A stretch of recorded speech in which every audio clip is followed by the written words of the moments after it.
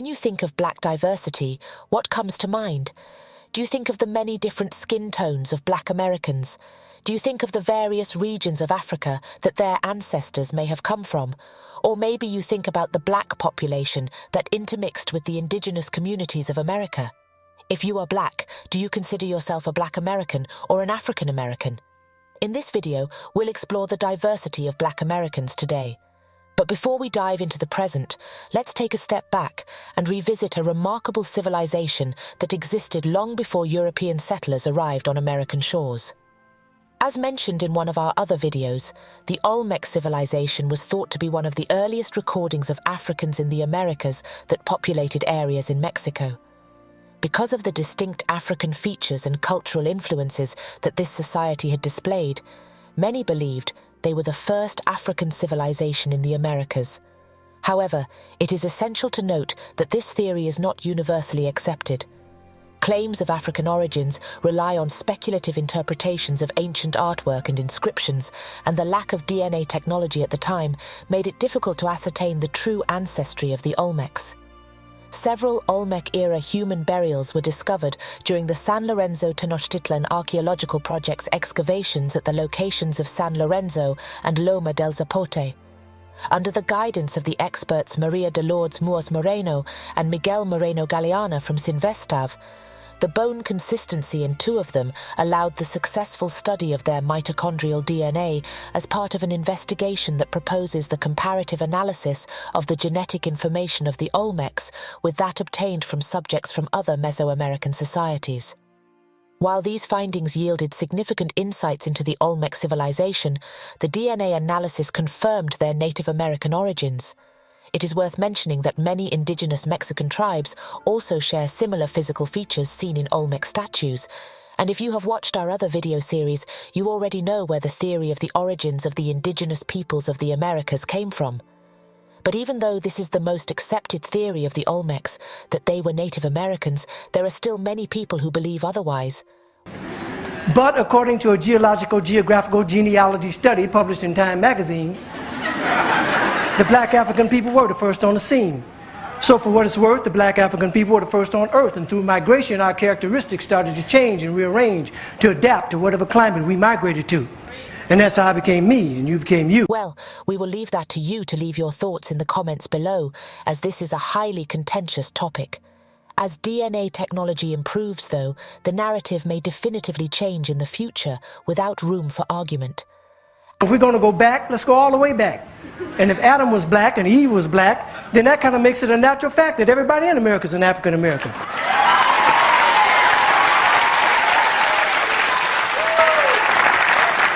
Everybody in Europe is an African European, everybody in the Orient is an African Asian, and so on and so on. That is, if the origin of man is what we're going to go on. And if one drop of black blood makes you black like they say, then everybody's black. Africans are the most genetically diverse peoples on the planet. From the shortest ethnic group, Pygmies, to the tallest, the Dinka, their genetic variations are vast. Similarly, there is also the Khoisan tribe, who have unique physical traits such as high cheekbones, slanted eyes, and light skin. What you would think of today as similar to Asian features. The Khoisans are one of the earliest African tribes that split thousands of years ago and are more genetically different from each other today than someone from Korea and Poland. They can share a common matrilineal ancestor from 40,000 years ago, but Khoisans would have to be traced back to 150,000 years before a common ancestor was found. It is important to note that not all Africans came directly from Africa to the Americas prior to the transatlantic slave trade. Some migrated to Spain and other European countries and then accompanied European expeditions as free individuals or indentured servants. They were dispersed across different regions, including the Caribbean, Central and South America, however. This number only ranged from the tens of thousands to a few 100,000. And the majority of black people in America today were descendants of the Africans brought to America through the transatlantic slave trade. But during the time of the transatlantic slave trade, the free Africans sought refuge with the Native American tribes. It is a known fact that millions of Africans were brought over during the transatlantic slave trade, and with them came their genetic diversity. Now we jump forward to the late 20th century when the term African American emerged and gained prominence in the United States during the late 20th century as a self-identifying label for Americans of African descent. It was adopted as a more inclusive and culturally affirming term, replacing previous terms such as Negro or colored that carried historical baggage and negative connotations. The exact origin and initial usage of the term African American can be attributed to the efforts of various individuals and movements advocating for racial equality and empowerment.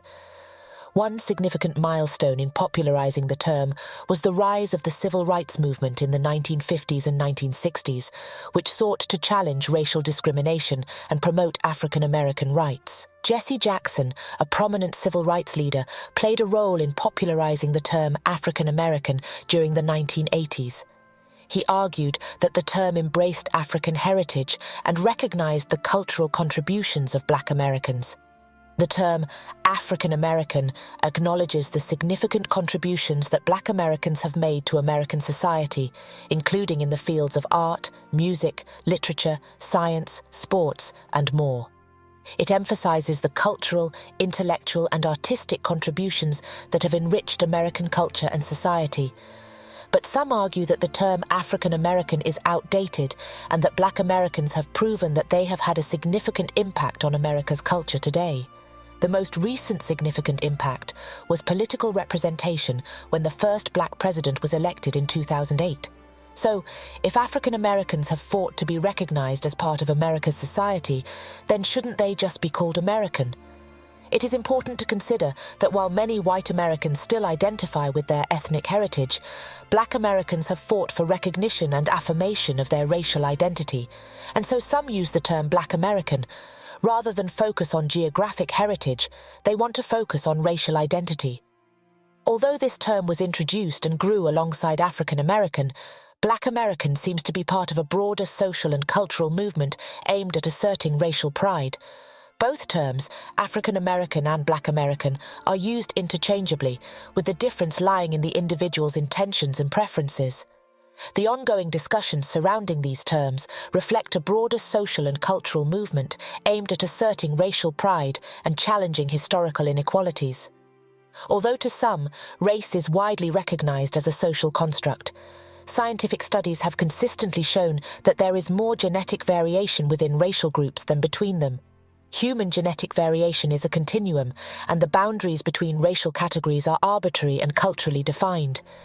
Different societies and cultures have different ways of defining and categorizing race, often based on historical, social, and political factors. The understanding of race as a social construct acknowledges that the concept of race has been created and perpetuated by human societies over time. It has been used to justify social hierarchies, power dynamics, and systemic discrimination. Racial categories and their associated meanings and privileges vary across different societies and historical contexts. Recognizing race as a social construct does not mean that racism and racial inequalities are not real or significant. On the contrary, the social construct of race has profound impacts on individuals and communities, shaping their experiences, opportunities, and access to resources. Understanding race as a social construct is important for challenging and dismantling racial prejudices, discrimination, and inequities in all aspects of society. Recognizing and challenging racial prejudices, discrimination, and inequities is crucial in creating a more equitable society. So, when you think about Black diversity, what comes to mind? What do you want your legacy to be? Share your thoughts in the comments below, and don't forget to leave a like and subscribe. Thank you for watching this video. Remember, embracing diversity and challenging inequalities is a journey we can all be a part of. Let's create a more equitable society together.